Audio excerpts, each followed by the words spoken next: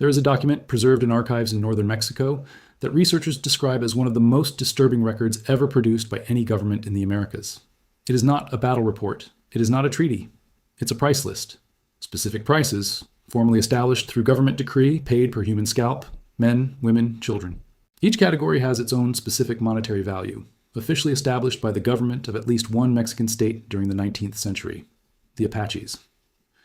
Researchers studying this specific period identify, through decades of documentation preserved in colonial archives and later Mexican government records, a pattern of mutual violence so intense, so prolonged, and so genuinely devastating for both sides that some historians hesitate even to use the word war to describe it. War implies a beginning and an end. It implies rules, even if they are violated. It implies some kind of eventual resolution. What happened between Mexico and the Apaches, according to documents that span more than 2 centuries, did not follow this pattern. It was something closer to a blood feud that perpetuated through generations, where each specific atrocity on one side generated corresponding retaliation on the other side, in a cycle that seemed, to observers of the time and to contemporary historians examining this documentation, genuinely without possible end. The question this investigation aims to explore is how this specific cycle of mutual violence began and why it persisted for so long, through changes of government, through entire political revolutions, through successive generations of both peoples, without any treaty, negotiation, and political change, genuinely managing to break it.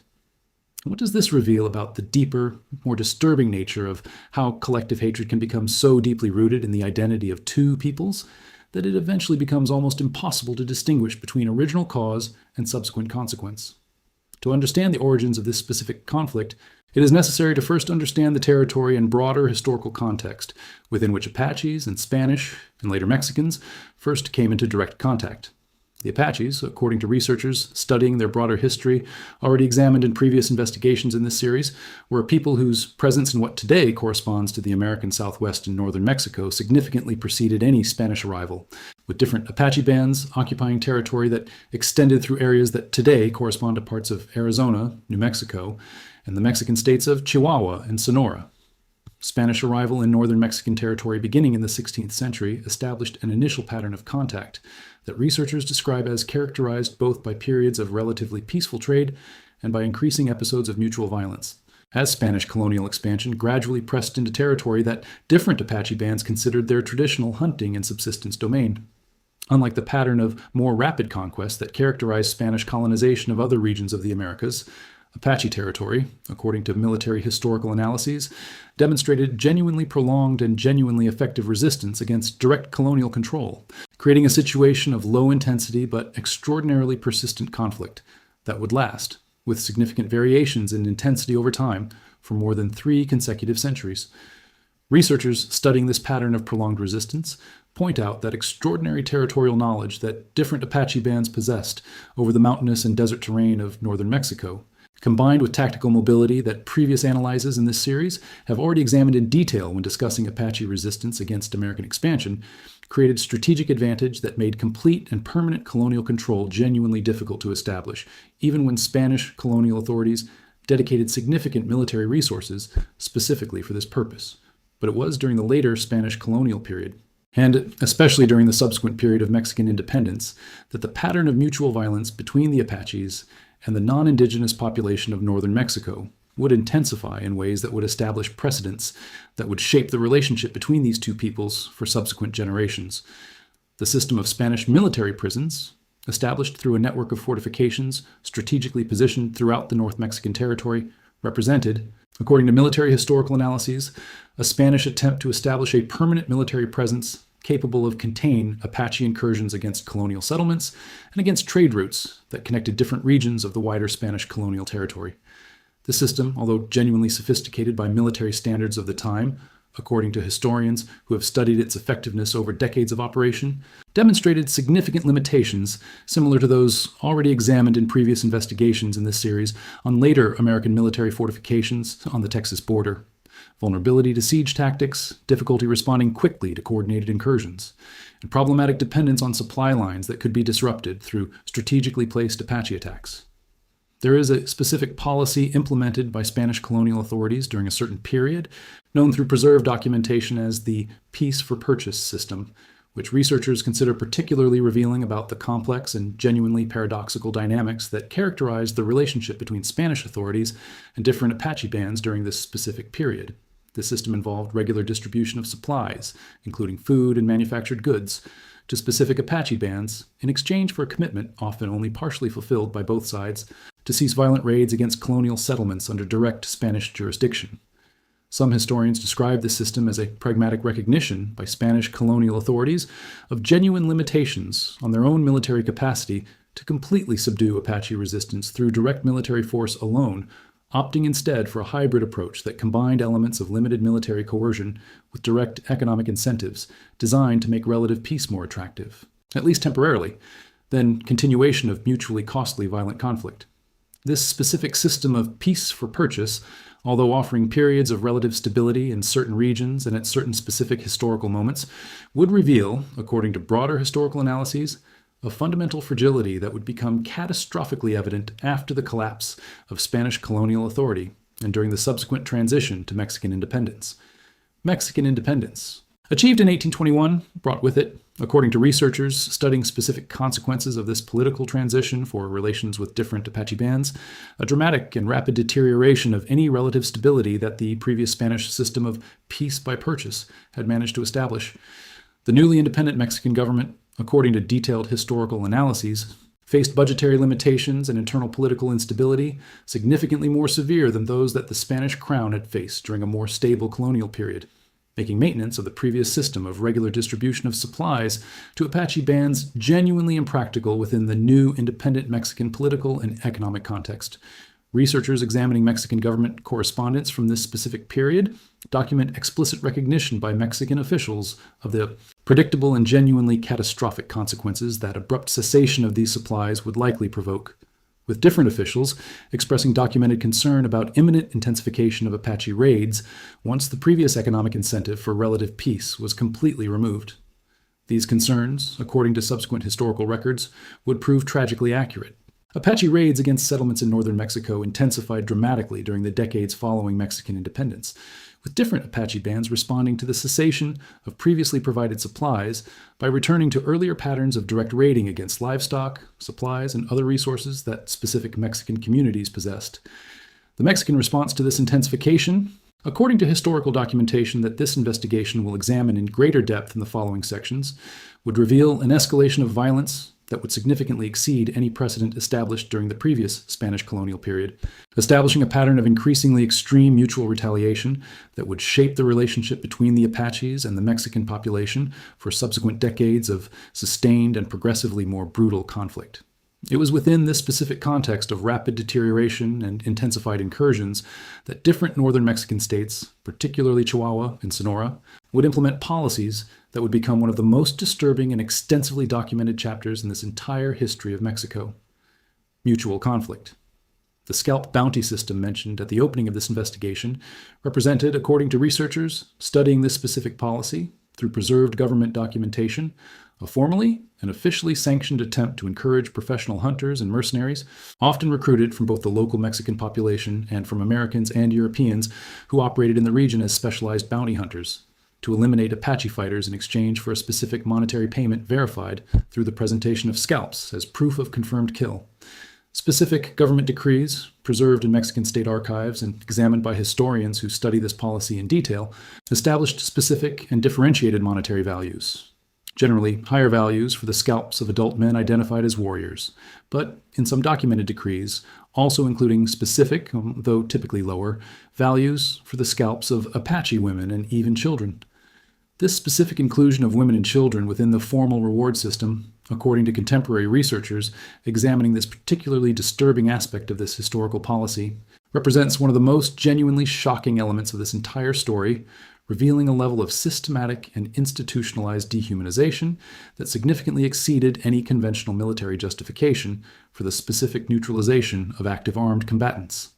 Some historians point out that the documented existence of this specific bounty system, including explicit extension to non-combatants, contributed directly and measurably to the additional and genuinely catastrophic intensification of mutual violence, as different Apache bands, upon learning of the scale and nature of this specific government bounty system, responded through a corresponding and symmetrical intensification of their own retaliatory tactics against the civilian Mexican population, creating a spiral of mutual violence that would, over subsequent decades, become genuinely difficult to distinguish between the specific original cause and the subsequent cycle of self-sustaining mutual retaliation. There is a specific case, widely documented by historians who study this reward system, which illustrates with particular clarity the truly disturbing dimension of this government policy. James Kirker, an Irish-American mercenary whose story appears repeatedly in historical records of the period, became, according to preserved documentation, one of the most prolific and infamously profitable scalp hunters operating specifically under contract with authorities in the state of Chihuahua during the 1840s. Researchers examining preserved financial and administrative records about Kirker's specific operations point out that he and his group of mercenaries, composed of individuals recruited from multiple ethnic backgrounds including Americans, Mexicans, and even Indians from other tribes with pre-existing rivalries against the Apaches, received substantial government payments for hundreds of scalps presented as evidence of eliminated Apache fighters. But there is significant historical controversy, documented through subsequent investigations and through contemporary witness accounts, over the extent to which all of these scalps genuinely belonged to hostile Apache fighters, with some historians pointing to suggestive evidence that Kirker's group may have, on specific occasions, attacked and killed peaceful Mexican civilian populations, or even members of other indigenous tribes not directly involved in the specific conflict with Mexican authorities, subsequently presenting their scalps as if they belonged to hostile Apaches to collect corresponding financial reward without needing to confront them. Genuine risk of direct combat against Apache warriors effectively armed and prepared for resistance. This specific possibility, if historically accurate, would represent, according to contemporary researchers, examining these allegations with appropriate methodological rigor, an additional and genuinely devastating level of systemic corruption within already fundamentally problematic government policy, suggesting that the scalp bounty system may have encouraged not only violence specifically directed against hostile Apaches, but also indiscriminate violence against any vulnerable population that could be conveniently and fraudulently identified as Apache for the purposes of collecting government financial rewards. The case of Kirker, eventually expelled from Mexican territory after specific accusations under questionable conduct, illustrates, according to historians who study this broader period of sustained conflict, how a poorly structured system of financial incentives can create genuinely catastrophic and genuinely unforeseen consequences, potentially expanding the scale and nature of violence far beyond any original stated intention to specifically neutralize Apache fighters directly responsible for violent incursions against Mexican settlements. There is also a specific dimension related to how different Apache bands responded and processed knowledge about this government reward system, revealing patterns of retaliation that researchers consider crucial to understanding the subsequent escalation of this mutual conflict. Researchers working with preserved Apache oral traditions, complementing already examined Mexican documentation, point out that different bands developed, over decades of exposure to this specific policy, increasingly sophisticated and increasingly embittered understandings about the systematic nature of the threat it posed, not just to warriors directly involved in combat, but to the entire broader Apache family and community structure, including non-combatant members that the bounty system explicitly included as monetarily valuable targets. This understanding, according to ethno-historical analyses that attempt to reconstruct the Apache perspective through available sources, probably contributed directly to the intensification of Apache retaliatory tactics that began to include, with increasing frequency documented in Mexican reports of the time, specific attacks against the Mexican civilian population, including isolated ranchers and small agricultural communities, in a pattern that historians describe as a symmetrical and deliberately reciprocal response to the similar extent of Mexican violence against Apache non-combatants through the bounty system itself. This pattern of symmetrical retaliation, where each extension of violence on one side provoked a corresponding extension on the other side, created, according to researchers who study the broader dynamics of this conflict, a spiral of escalation that would become genuinely self-sustaining, where collective memory of specific previous atrocities, preserved and transmitted through successive generations, both between Mexican communities and between different Apache bands, directly fed moral justification for further retaliation, creating a cycle that would perpetuate far beyond any specific original dispute over territory or material resources alone. Considered.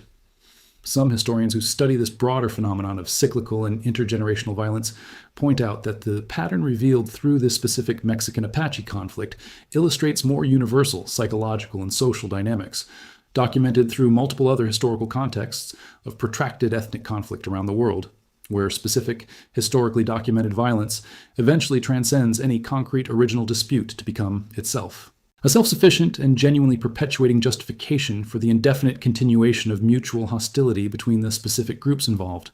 There is also a specific dimension related to how the Mexican-American War of 1846 to 1848 and the subsequent transfer of vast northern Mexican territories to American sovereignty, significantly transformed but genuinely complex, the dynamics of this already protracted conflict between Mexico and different Apache bands. Researchers studying specific consequences of this territorial transfer point out that the Treaty of Guadalupe Hidalgo, which formalized this transfer in 1848, created a genuinely new and genuinely complex geopolitical situation, where traditional Apache territory began to extend across two distinct and often competing national sovereignties, creating both new challenges and, paradoxically, new strategic opportunities for different Apache bands who were now able to exploit jurisdictional and diplomatic differences between the American government and the Mexican government for their own tactical and strategic advantage.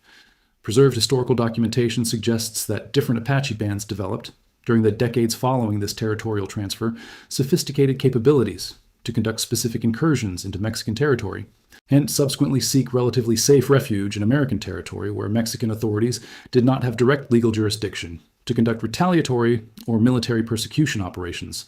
a pattern that revealingly mirrors similar dynamics already examined in previous investigations in this series on how Comanches used cross-border territory in strategically comparable ways during the same period. Broader historical framework. This specific cross-border dynamic, according to analyses of historical diplomatic relations between the United States and Mexico, created additional and genuinely significant diplomatic tension between the two governments, with Mexican officials repeatedly requesting, through documented formal diplomatic channels, greater American cooperation to counter Apache incursions that used American territory as a strategic base and as a safe haven against direct Mexican retaliation.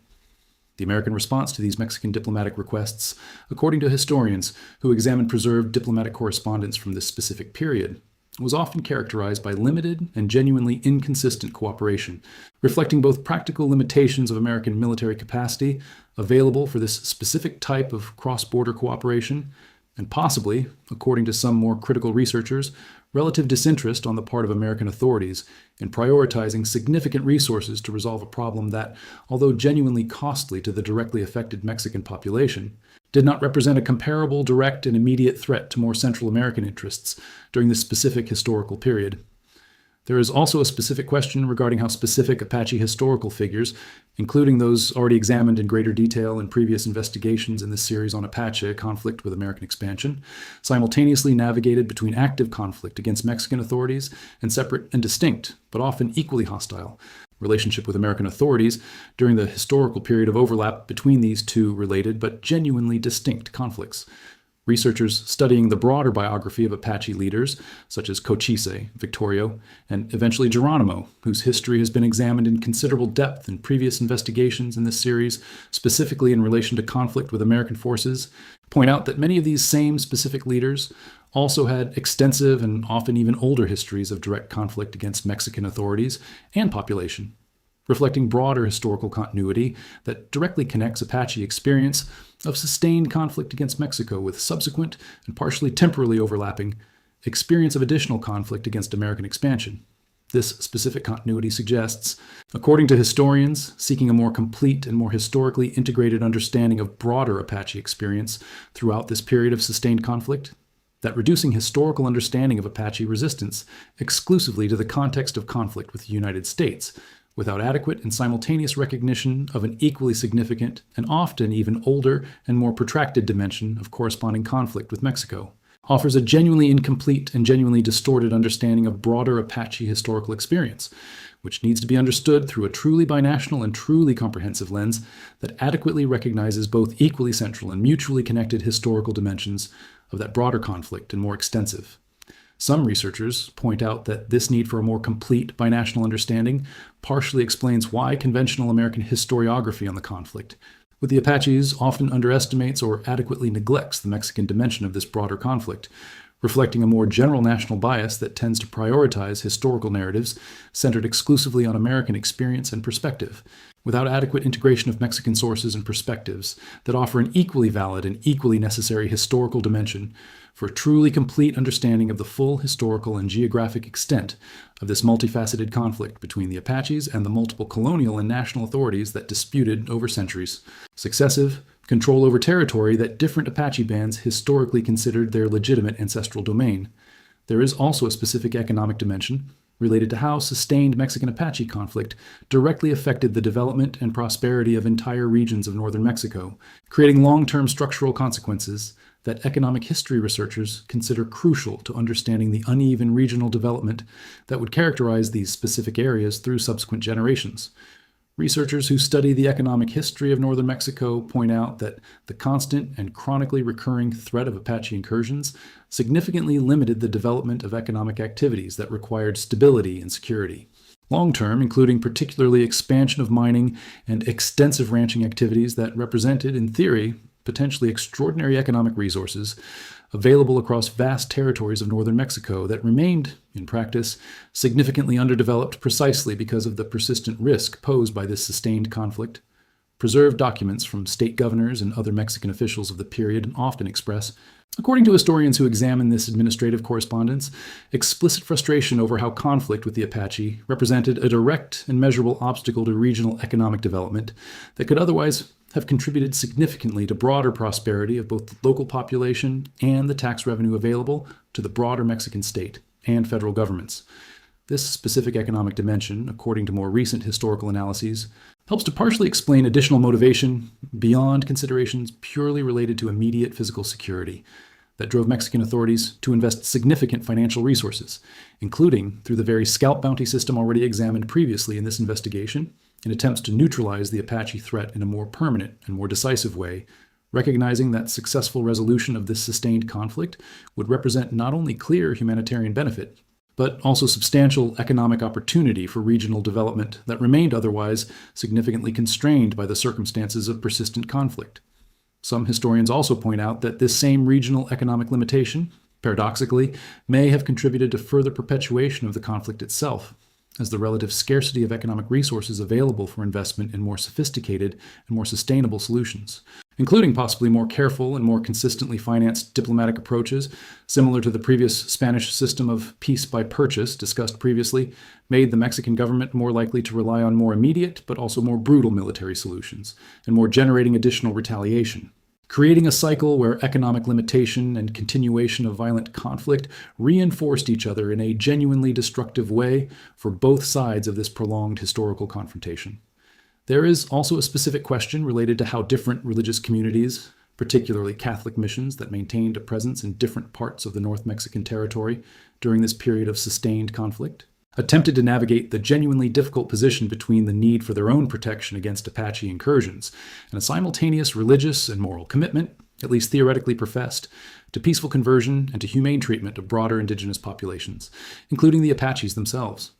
Researchers studying religious history of this specific period document genuine and often genuinely distressing tension experienced by different Catholic missionaries who, although theoretically committed to broader religious visions of peaceful conversion and universal humanitarian treatment, often found themselves directly threatened by specific Apache incursions, creating a situation where some of these same missionaries eventually supported, or at least did not actively oppose, harsher military measures implemented by Mexican civil authorities, including, in some documented cases, tacitly accepting or even outright supporting scalp reward system already examined extensively previously in this investigation. This specific moral and theological tension, according to religious historians who examine it with careful attention, illustrates the broader and genuinely universal challenge that religious communities often face when faced with direct and immediate physical threat that seems, in specific moments of acute crisis, to require a pragmatic response that can directly conflict with more abstract and more idealized theological principles about universal treatment and about unconditional compassion that these same religious communities profess, at least formally, as a central commitment to their own identity and their own broader religious mission.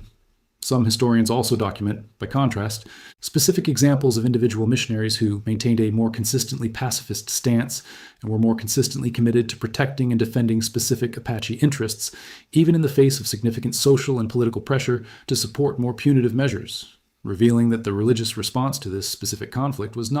monolithic or uniform, but reflected instead genuine diversity of perspectives and moral priorities among different individuals and among different specific religious orders operating within the same geographically and temporally shared historical context. There is also a specific dimension related to how this sustained conflict between Mexico and the Apaches would eventually connect, in complex and genuinely intertwined ways, with the broader history of Apache conflict against American expansion, creating a particularly complex period of temporal and geographic overlap during the central decades of the 19th century.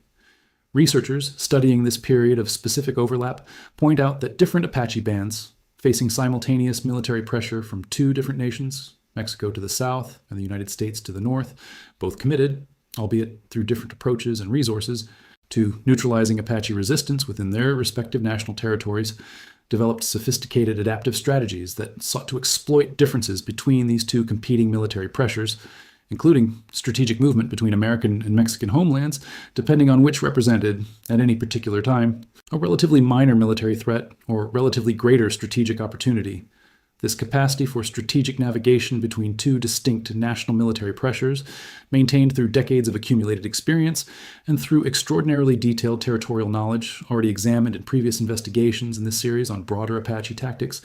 represents, according to contemporary military historians, an additional and genuinely impressive demonstration of Apache strategic sophistication that could, over a prolonged historical period, resist and survive combined military pressure from two different nations simultaneously, each possessing military and population resources significantly superior to any Apache capability considered in isolation.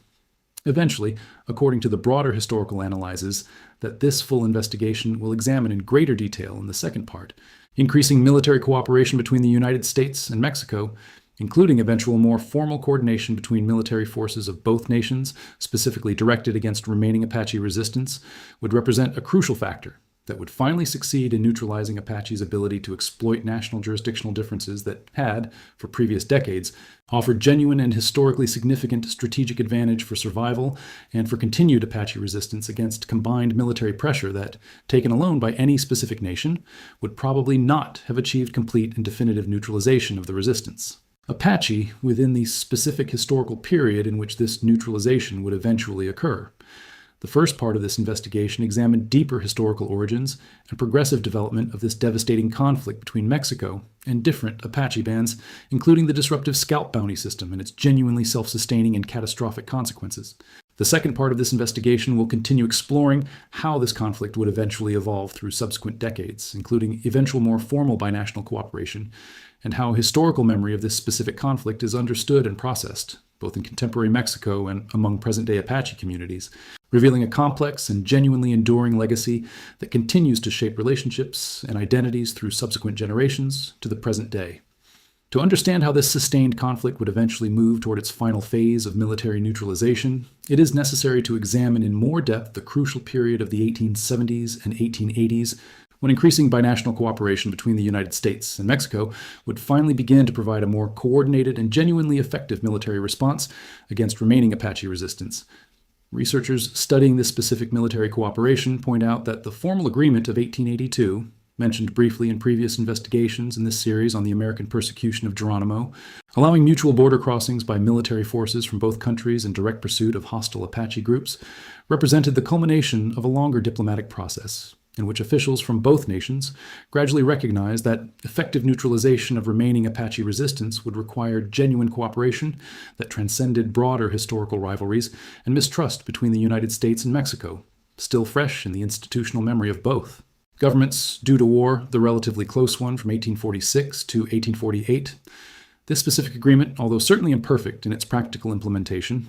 as already discussed in previous investigations into limitations and into incidents of mutual distrust that continued to complicate joint operations even after this cooperation agreement was formalized, nevertheless represented a significant and genuinely important change compared to previous decades of minimal or no binational cooperation that had allowed different Apache bands to so effectively exploit jurisdictional differences between the two countries. Military historians studying this final phase of the conflict point out that the specific combination of greater binational cooperation, Apache demographic attrition accumulated through decades of sustained conflict against both nations simultaneously, and additional factors already examined in detail in previous investigations in this series into the broader collapse of Apache environmental resources and resilience would ultimately converge to produce more complete and definitive military neutralization than any previous effort, taken in isolation by any specific nation, had managed to achieve during previous decades of mutually devastating but genuinely inconclusive conflict. There is also a specific dimension related to how the civilian Mexican population, specifically those communities most directly affected through generations of direct exposure to this sustained conflict, psychologically and culturally process the experience of living under constant and chronically recurring threat posed by possible Apache incursions. Researchers studying the cultural and psychological history of Mexican border communities point to a pattern that presents revealing and genuinely comparable parallels with a phenomenon already examined in previous investigations in this series on Texan communities and their specific psychological relationship with the cyclical threat, represented by the Comanche moon, suggesting that the broader psychological dynamics of living under chronic and partially predictable threat may have manifested comparable behavioral and cultural patterns among different border communities, regardless of which specific nation or which specific indigenous people represented the direct source of that particular threat. Documentation preserved in Mexican regional archives, according to historians who examine it with specific attention to these cultural and psychological patterns, suggests development of adaptive community practices similar to those already discussed in a Texan context, mutual warning systems between neighboring communities, development of specific defensive architecture in more vulnerable settlements, and incorporation of specific references to this threat within everyday religious and devotional practices that Mexican Catholic communities maintained through successive generations of exposure to this specific and genuinely persistent danger. Some researchers also document the development of oral traditions and specific Mexican popular folklore related to this historical threat, including narratives passed down through generations about individuals and about specific communities that survived particularly devastating incursions, creating a corpus of regional popular memory that, although certainly distinct in its specific cultural and linguistic details from that already examined in an earlier Texan context, reflected a comparable psychological and social function of processing and making collective sense of the shared traumatic experience of living under chronic and historically documentable military threat.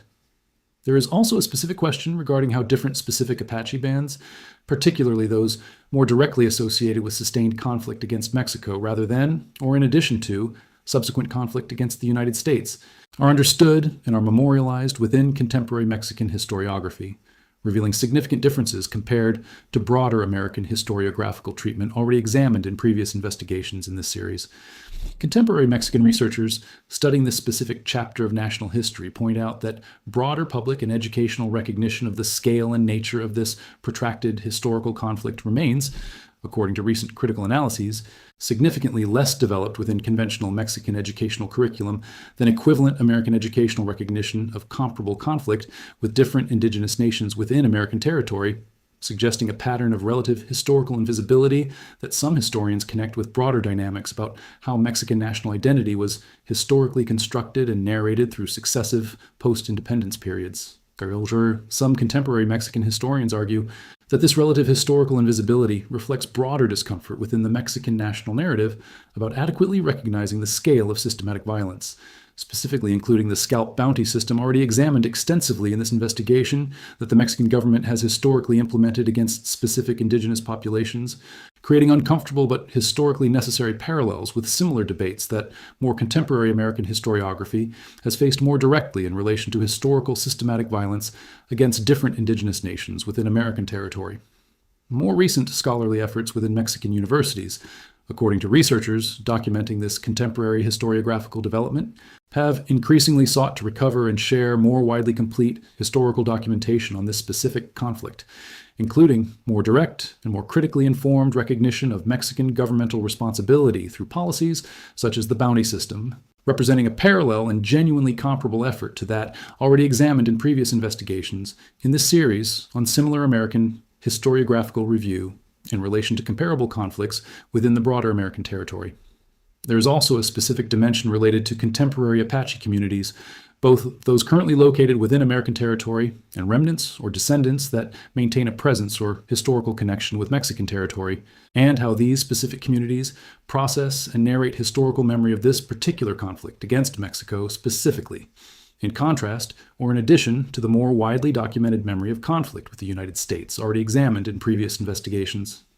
Researchers working respectfully with contemporary Apache communities, including the San Carlos Apache tribe and other recognized communities currently located in the United States, document that preserved oral traditions often include specific and historically significant references to ancestral conflict with Mexico, complementing more widely known narratives of resistance against American expansion that dominate both conventional academic historiography and broader popular cultural representations already examined in previous investigations in this series. Some of these preserved oral traditions, according to researchers who document them in direct collaboration with specific members of these communities, include direct and genuinely revealing references to the very scalp bounty system already examined extensively in this investigation, suggesting that collective Apache memory of this specific policy remains, generations later, a significant and still emotionally charged element within the broader historical and cultural identity of these contemporary communities. There are also, according to researchers who study broader contemporary connections, indigenous communities in present-day northern Mexico, including groups that maintain ancestral and cultural connections with different historical Apache bands that continue to preserve, through oral tradition and through specific cultural practices, their own genuinely distinct historical memory about this same broader conflict, offering additional and historically valuable perspective that significantly complements both historical Mexican government documentation and oral traditions preserved among Apache communities currently located predominantly in American territory. The question of how this specific historical conflict connects with broader contemporary debates about historical reconciliation, about reparation, and about formal recognition of governmental responsibility for specific historical policies also deserves careful consideration within this thorough investigation. Researchers who study contemporary movements for historical justice and indigenous reconciliation point out that, unlike the more advanced and more institutionally recognized process already existing in the United States in relation to different indigenous nations, including specific legal and political processes already examined in previous investigations in this series on issues such as formal tribal recognition and historical territorial disputes, such as that related to the Black Hills, a corresponding and comparable process within the Mexican context remains, according to contemporary analyses, significantly less developed institutionally and legally. Some contemporary indigenous activists and some Mexican academic researchers have, in recent years, begun to advocate more actively for more explicit formal recognition, e.g., part of the contemporary Mexican government, on specific historical responsibility related to policies such as the scalp bounty system, arguing that explicit formal recognition would represent an important and symbolically significant step in the broader process of historical reconciliation between the contemporary Mexican state and indigenous communities that have historically suffered through specific and historically documented government policies, such as those examined extensively throughout this comprehensive investigation.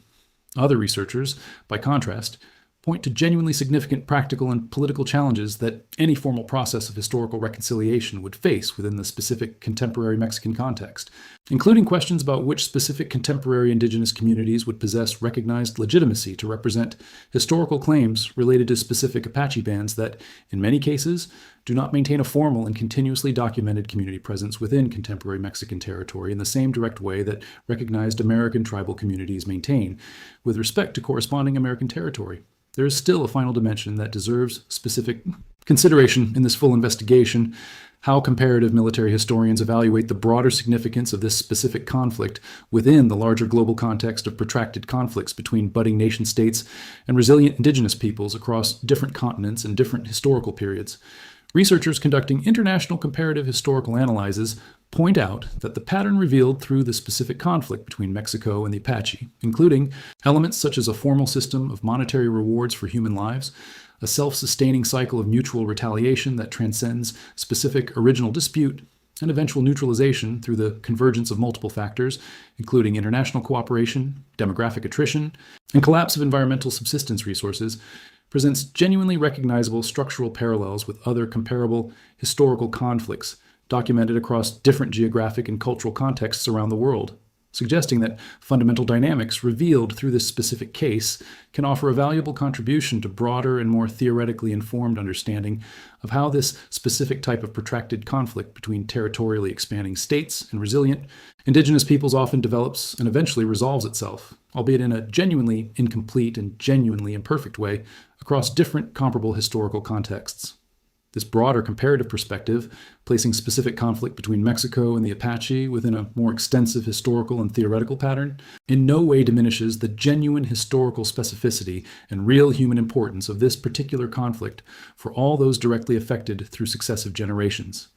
But it offers, according to researchers who advocate this comparative methodological approach, additional and genuinely valuable context for understanding why certain specific patterns of violence, retaliation, and eventual partial neutralization recur with such consistency across such diverse historical and geographic contexts, suggesting deeper and more universal structural dynamics about the fundamental nature of prolonged territorial conflict between fundamentally incompatible political and social systems that transcend any cultural or geographic specificity considered in isolation.